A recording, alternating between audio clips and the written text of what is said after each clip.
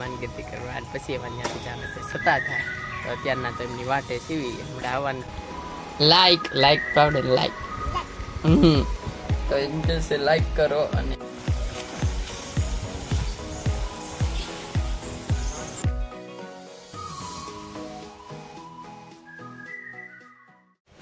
નમસ્કાર દર્શકો, કેમ છો બધા? મજામાં? આશા કરું છું બધા મજામાં જ હશો. અને આજે બ્લોગ સ્ટાર્ટ કરી દીધો છે મામાના ઘરેથી. જવો મસ્ત બેકગ્રાઉન્ડ થઈ ગયું ચેન્જ. અમે છીએ અત્યારના બિલખા ગામમાં. અમારા મામાનું ગામ છે બિલખા એટલે. અને 2 દી પહેલાં આવી ગયા હતા. તમે બ્લોગ ઓલરેડી જોઈ લીધો હશે. અને એ બ્લોગમાં મેં નહોતું કીધું કે આગું છે. મેં કીધું હતું કે એટલું બધું આગું છે બહુ પાસે નથી. તો 168 કિલોમીટર થાય અમારે બોટાદથી બિલખા. તો આમાં જુનાગઢ જિલ્લો લાગી જાય અને બોટાદ પર જિલ્લો છે. તો અમે બસમાં આવ્યા હતા. 5 કલાક થઈ હતી. 2 બસો ફેરવી, એકમાં બેઠા હતા અને પછી બીજીમાં આવતા રહ્યા હતા. અમરેલીથી ચેન્જ કરી નાખી હતી. તો તમને બધાને જોઈ જ લીધું હશે તમે. તો એ બ્લોગ ન જોયો તો એ બ્લોગ પછી જજો. પેલા આ બ્લોગ જોઈ લેજો શાંતિથી. અને અત્યારના તો મસ્ત નાઈ ધોઈ લીધું છે કમ્પ્લેટ. અને નાસ્તો કરવા બી જશે. તો નાસ્તામાં જ અલગ છે. હું તમને ભાખરી, પરોઠા ને એવું બધું બતાવતો હોય, પણ આ ખાવ અલગ છે. આઈડે છે જો તમને બતાવું. ચા અને પૂરી. જો મામાને ઘરે આવ્યા છે એટલે અલગ ફાયદો તો થાય જ ને. જો તો ચા ને પૂરી નાસ્તો કરી લેવી. નીતિનભાઈ નાઈ છે તો હમણાં એને નાસ્તો કરી લીધો છે. આપણે બાકી છે તો આપણે નાસ્તો કરી લેવી પછી મળે. એમના તો અમે શાંતિથી મસ્ત બેસી જાય છે. ત્યાં અમારી વીરબેન છો હટા મારે સામખ્યા હાય કહી ગયો. હાય જો ઓડિયન્સને હાય કહેશે. બોલો હાય બોલો. સબસ્ક્રાઈબ એમ કે સબસ્ક્રાઈબ નહીં આવડે. Like powder like. તો એમ કહેશે લાઈક કરો. અને અમે જાવી છીએ એક અલગ લોકેશને. તો આગળ તમને કેવી ક્યાં જાવી છે? તો અમે તો જાવી છીએ સત્તાધાર ધામ. અને જો વાટે બે ગયા સીવી ચોકમાં બસની તો બસ આવે તો એ વાર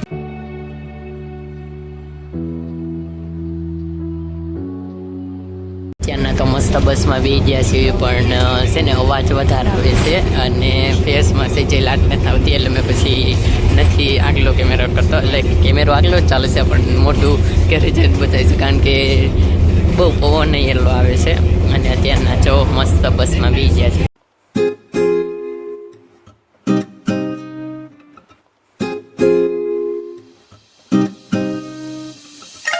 તો અમે બસમાંથી ઉતરી ગયા. જો આ બસમાં આવ્યા ને એનો લાસ્ટ સ્ટોપ જ અહીંયા હતા. તમને ઉતારી દીધા વિસાવદરમાં. અને આજે અમારે જવાનું છે મહેમાન કૃતિએ. તો ક્યાં જાવી છે તમને આગળ કેવી. ને ત્યાં બેઠા છીએ. એમને લેવા આવવાના છે અમારા જીજાજી. તો એમની ગાડીમાં અમારે જવાનું છે એમના ઘરે. ત્યાં મહેમાન ગતિ કરવા અને પછી એમાં ત્યાંથી જવાનું છે સત્તાધાર. તો અત્યારના તો એમની વાટે સીવી હમણાં આવવાનું કીધું. ફોનમાં વાત થઈ હતી કે હમણાં આવશે એટલે એમને લઈ જાય એમના ઘરે. તો જાવી એમના ઘરે. તો અમારા બેનના ઘરે તો અમે અવતારિયાને જમવા બે ગયા સીવી. જો રોટલી છે, પછી શાક છે અને ડુંગળી, પછી છાશ અને દાળ ભાત ને એવું બધું જમવામાં છે. તો અમે જમી લેવી. જમીન અમે નીકળી પડ્યા 4-5 વાગ્યા સત્તાધાર બાજુ જવા માટે.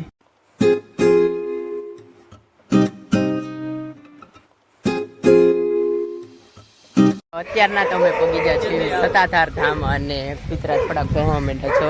અને આ એન્ટ્રી ગેટ છે. અહીંથી એન્ટર થવાના અમે કેટલા જણા આવ્યા હું તમને કહું છું.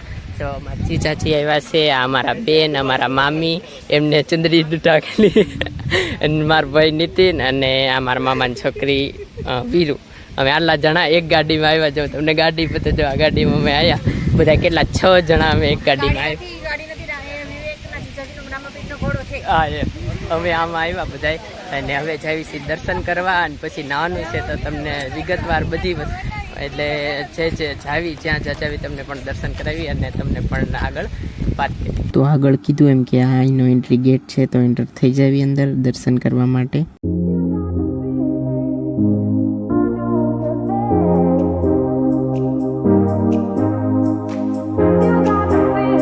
કરવાના તો અમે બાઈક છે ડાયરેક્ટ અમે લક્ષ્મણ ઘાટે જ આવી ગયા છીએ. ચા લક્ષ્મણ ઘાટ છે નાવાનું. અમે બધા નાવાના છીએ. તો પહેલાં કપડાં ચેન્જ કરી. કપડાં તો અમે બદલાઈને ફર્સ્ટ ક્લાસ બદલી મસ્ત. અને જવાનું છે નાવા. પાણી અમારે રાજો અંદર માછલીઓ છે પણ એ કાંઈ આપણને કરે નહીં. તો ઓલી બાજુ પાણી આવે છે નાહી લેવું મસ્ત. પહેલાં નીતિનભાઈને ઉતરવા દેવું. તો જો નીતિનભાઈ જ્યાં ડૂબકી મારી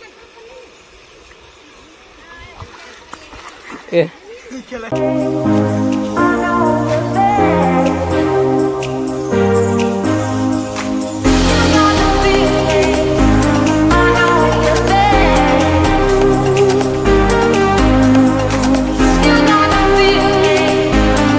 નાઈ તો લીધું કમ્પ્લેટ અને હવે મસ્ત શૂટ થઈ જાય એટલે હવે જ આવી છે દર્શન કરવા. તો દર્શન કરી લેવી આગળ પછી. તો દર્શનમાં તો શૂટિંગ કરવાની મનાઈ હતી એટલે પછી અમે જો આ પાંડા પીર કહેવાય, પાંડા પીર એમની સમાધિ છે તો એ ત્યાં દર્શન કરી લ્યો તમે.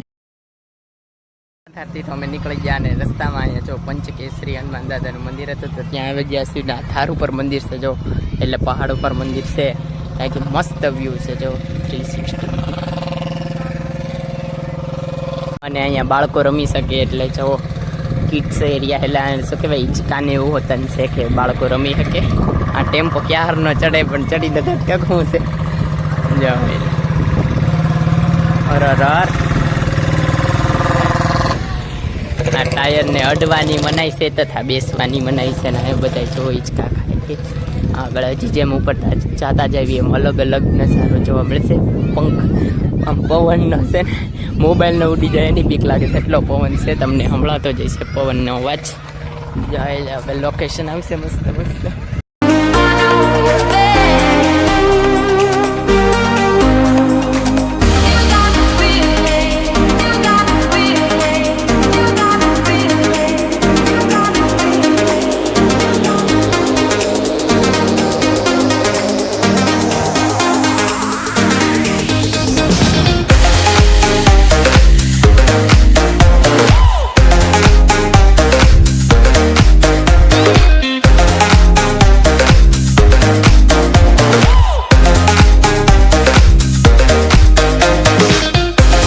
લોકેશન તો મસ્ત છે જ ગયા અને આગળ સનસેટ અહીંયા મસ્ત થાય છે. તો તમને બધા સનસેટ થતા ઝાડવાય ઝાડા છે જો ઝાડવા મોગરાને જોતા અને જ્યાં અહીંયા સનસેટ થાય છે મસ્ત.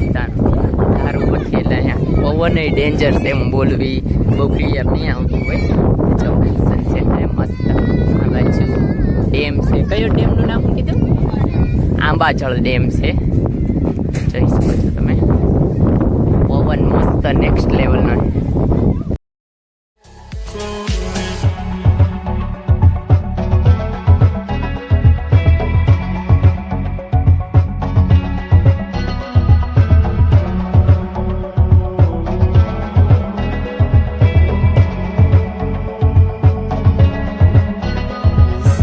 ભાઈની લોકેશન ડેન્જર આવી ગઈ એટલે મસ્ત.